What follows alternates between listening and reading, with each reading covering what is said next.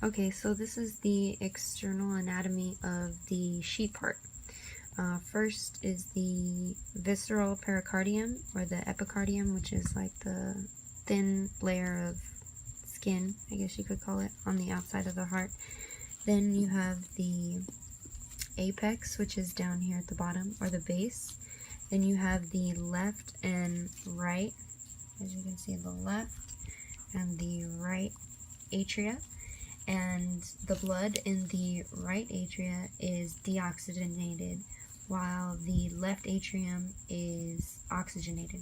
Then you have the left and right auricles, which are actually these muscles back here that are used to protect the atria, and the left one collects oxygenated blood and delivers it to the left ventricle, and then the right is the deoxygenated blood from the bloodstream that is delivered to the right ventricle. So moving along, then you have the left and right ventricles, which are down in here, and then you have the interventricular sulcus, which is here, and the major blood vessels that can be found in here are the coronary blood vessels. Then you have the pulmonary trunk, which is here, right there, and then you have the blood that's in this vessel is going to the right and left pulmonary arteries, and then from there into the lungs. And then the arteries, you can see, if I can probe it, you have that one, and you have a couple more up here, the pulmonary arteries, which are there. And this carries deoxygenated blood. Then you have the aorta, which is here, which is the biggest of the three, or yeah, the three that are right there. You have the aorta, and the blood from this vessel is being distributed from the ascending, the aortic arch, and then again distributed to the thoracic aorta, the abdominal aorta, and essentially to the rest of the body.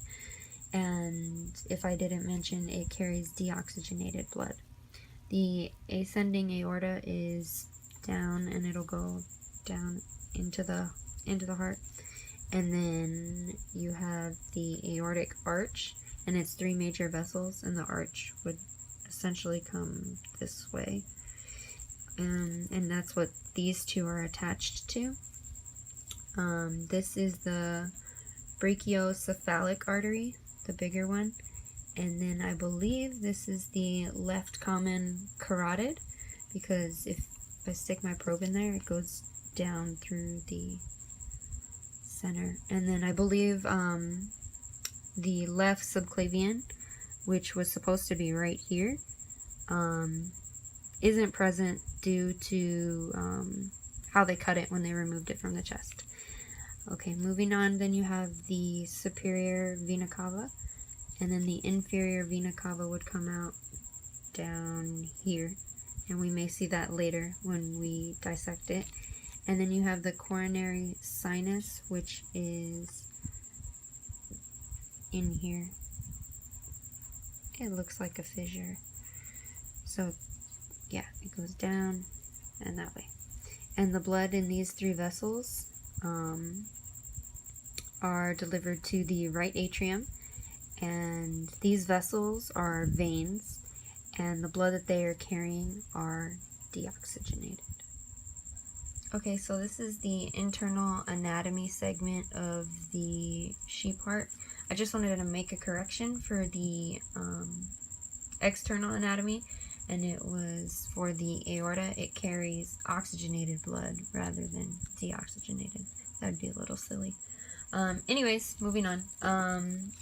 The pectinate in the inner wall of the right atrium, I kind of pulled it apart on accident, but it's this ridgy looking section down in here, and it carries up to the top. And then the myocardium is this meaty looking thing down in here. And then as you can see, the left ventricle is a little bit thicker than the than the right one. And that's because the left ventricle must generate enough force or pressure to push blood into the aorta through the systemic circulation and then return it then to the heart.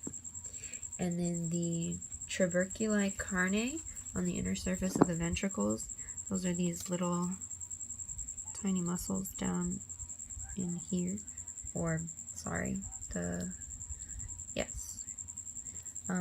and then the inner ventricular septum is, you can't really see it very well on this heart, but it goes down the middle and separates the two, kind of separates the two. And then the bicuspid is going to be on the left side, the left side. And it's going to be up in here, and it's I kind of severed it as I was cutting, if you can see in there. Let me try and get light. There you go. It's this thing right here. And then on this side, let me move my hand, it's the tricuspid, which is on the right side. It's in here, which again, I ended up cutting because I pulled it apart. Then you have the chordae tendineae, and that is the stringy stuff, all the stringy stuff that you see in here. It's up in here, and then there's some down in here, and they're held in place by the papillary muscles. And the cusps of the valves, again, you can't really see too well on here, but they would be like down in here, like right here, right in here, the cusps. And then you have the papillary muscles. Papillary muscle I found on this side, down in here. And then you have the pulmonary semilunar valve, which you can see. I'm going to pull this apart, and it's this section. Oh, the lighting's kind of off. But, oh, wait, there you go. It's in here. So that's the pulmonary semilunar valve, and then the aortic is actually on the other side, and it's very tiny. So it's going to be on that side. Not too visible, but thanks for bearing with me.